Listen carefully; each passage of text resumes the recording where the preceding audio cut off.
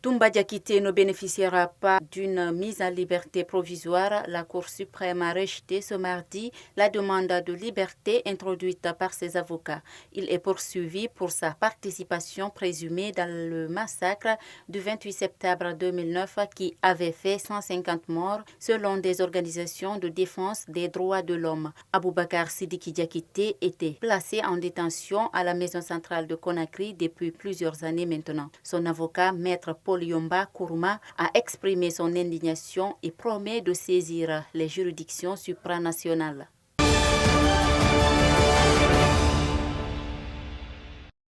La préfecture de Gawal, un nouvel Eldorado pour les jeunes Guinéens. Depuis la découverte récente de l'or dans la localité de Concitel, cette ville connaît une exploitation anarchique des orpailleurs de cette localité et étrangers. Une situation qui risque de dégénérer entre les deux camps. Pour éviter le pire, le gouvernement interdit toute exploitation de ce trésor.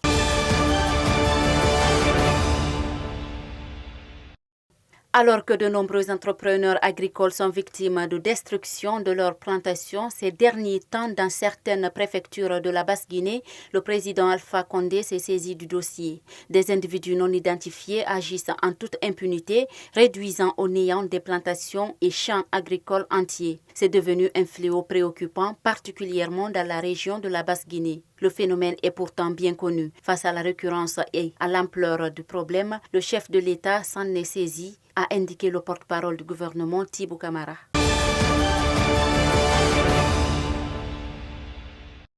Après avoir longtemps traîné, les travaux du dialogue politique et social démarreront ce mercredi 16 juin 2021 à Conakry. L'annonce a été faite ce mardi soir par le secrétaire permanent du cadre du dialogue politique et social, Elhadj Fodé Bangoura. Les consultations seront inaugurées dans un réceptif hôtelier de la place par le secteur du transport.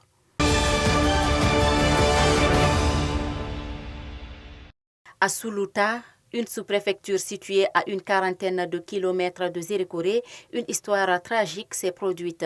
Peka, âgé seulement de 13 ans, orphelin de mère, a été victime d'une maltraitance le samedi 12 juin 2021, nous apprend-on.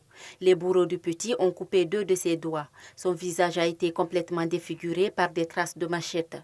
Tout ce supplice, c'est à cause d'une mangue que l'enfant a cueillie alors qu'il partait au champ avec ses amis.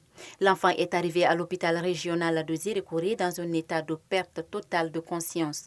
Aussitôt, il a été admis aux soins d'urgence.